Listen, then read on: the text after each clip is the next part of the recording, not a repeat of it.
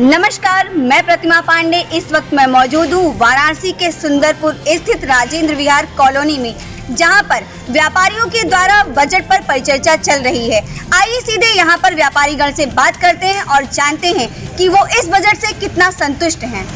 ये कब तक लोगों को समझ में आ रहा है, ये अपने बहुत बड़ी बात है।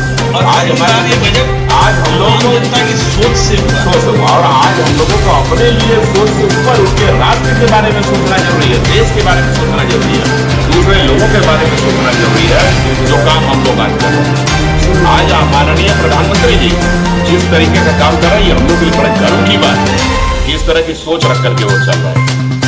बजट की है, बजट की यहाँ बात हो रही है। प्रधानमंत्री जी की तो बात अलग है, वो तो जो काम कर रहे हैं उसका तो उनकी तो जितनी तारीफ की जाए कम है। आज राष्ट्र हित के लिए, हिंदुत्व के लिए और देश के लिए ही तो लोग वोट दे रहे हैं और हर तरफ से वो प्रशंसा कर रहे हैं। हम 250 का पेट्रोल खरीदेंगे पर वोट देंगे मोदी को, हम महंगाई की मार खाएंगे वोट देंगे मोदी को। तो ये देश के प्रति समर्पित तो है ही है, पर देश के प्रति समर्पित होने के बावजूद जीएसटी में कमी होनी चाहिए। देश का विकास होगा। देश का विकास कैसे होगा? देश का विकास तभी होगा जब जीएसटी का कलेक्शन होगा। 70% रेवेन्यू हमारे प्रदेश का जीएसटी से आता है, और जीएसटी जब लोग दे रहे हैं, जो हमारा सरकार का टारगेट था उसका 1.5 से भी ज्यादा बढ़ गया है। तभी यहाँ डेवलपमेंट हो रहा है। आज भारतवर्ष में जीएसटी को कम करूंगा, अगर ज्यादा आएगी तो आज उन्होंने जीएसटी कम नहीं की। देश का विकास होना जरूरी है और आम जनता के ऊपर जिस तरह महंगाई की मार है, इसका ध्यान देना भी उनका कर्तव्य है।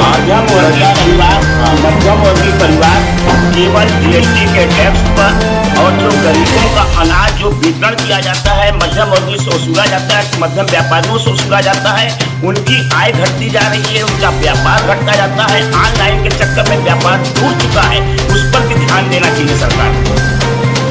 आज के दिन में अगर कोई कहीं पे हो रहा है, आज पूरा राष्ट्र में, पूरे भारतवर्ष में आप कहीं पे ट्रैवल करिए, आपको उच्चतम क्वालिटी का सड़क व्यवस्था, इंफ्रास्ट्रक्चर, और आज वो देश नहीं रह गया है कि यहाँ से कलकत्ता गाड़ी से जाने में 24 घंटे लगते थे।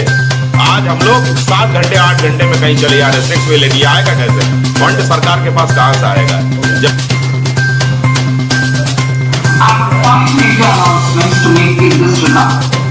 These primarily benefit our hard-working middle class.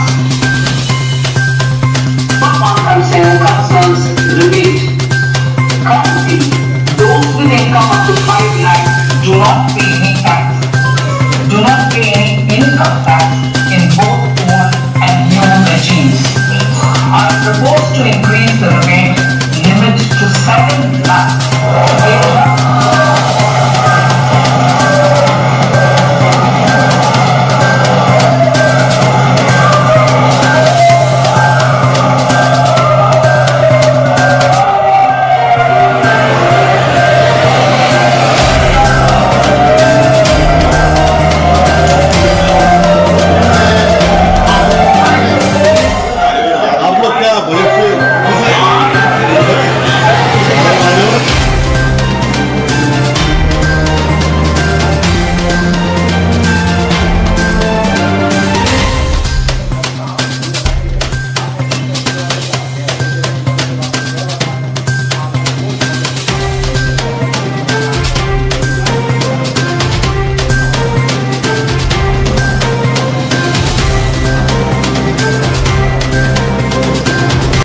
आइए सीधे बात करते हैं रामनगर औद्योगिक एसोसिएशन के अध्यक्ष देव भट्टाचार्य से और जानते हैं कि आज की बजट पर उनका क्या कहना है।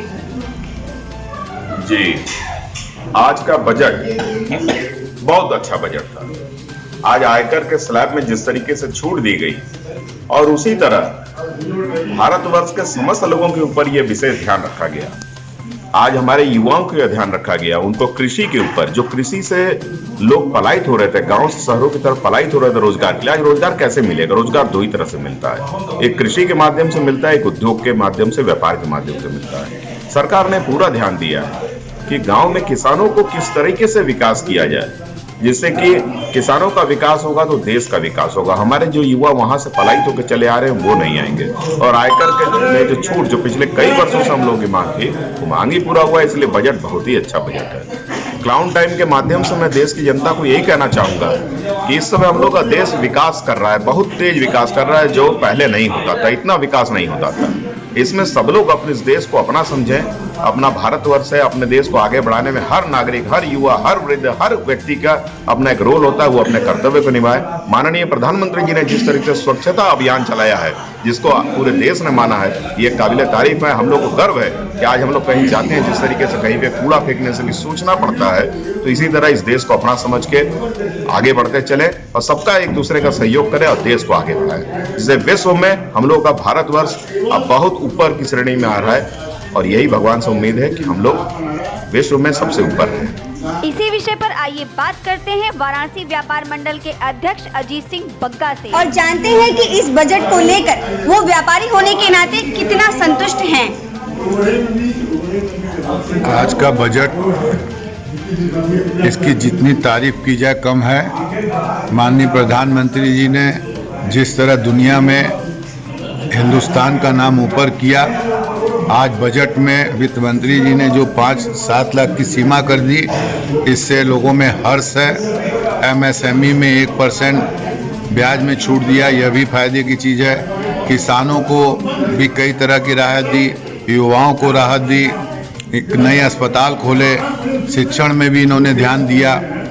सब कुछ इन्होंने बहुत अच्छा किया। जनता एकदम खुश है, विकास से भी खुश है। पर अगर ये GST में थोड़ा कम कर देते और उसके स्लैबों को अदल बदल देते, तो जो आज महंगाई है, जिस महंगाई से जनता परेशान है, उसको भी लाभ मिलता। और जो खाने वाले सामानों पे इन्होंने GST लगाई हुई है, अगर उसको हटा देते तो इस बजट की जितनी भी वाहवाही की जाती, प्रशंसा की जाती, कम है। पर सबके बाद भी बजट से लोग खुश हैं। आज का बजट तो बहुत ही अच्छा रहा महिलाओं के लिए। हमारी सीतारमन जी ने बहुत अच्छा बजट पेश किया है। 2 लाख पे 7.5% का ब्याजी दर उनको मिल रहा है, बहुत ही अच्छा है। लेकिन उसके साथ साथ जो गैस के दाम बढ़ते आ रहे हैं, इसको थोड़ा नियंत्रण में होना चाहिए, क्योंकि हमारे मिडिल क्लास के जो लोग हैं वो गैस सिलेंडर नहीं यूज़ कर पा रहे हैं, इस्तेमाल नहीं कर पा रहे हैं। काफ़ी मतलब पैसे जुटाने के बाद वो एक गैस सिलेंडर लेते हैं, तो इसके लिए अगर वो राहत हो जाएगी तो बहुत ज़्यादा अच्छा है। फिर आते हैं दूसरी कड़ी में सोने के भी भाव बहुत ज़्यादा तेज़ी से बढ़े हैं और हर मिडिल क्लास का सपना होता है कि सोना बनाए, नाक में कान में छोटा सा ही, क्योंकि वो उनके आने वाले समय में उनकी वो पूंजी होती है। तो इस पे भी थोड़ा नियंत्रण रखना चाहिए। क्लाउन टाइम्स की खबरों को आगे देखने के लिए YouTube चैनल को लाइक करें, सब्सक्राइब करें, बेल आइकन को प्रेस जरूर करें। क्लाउन टाइम्स की खबरों को Facebook पेज पर देखने के लिए पेज को लाइक जरूर करें।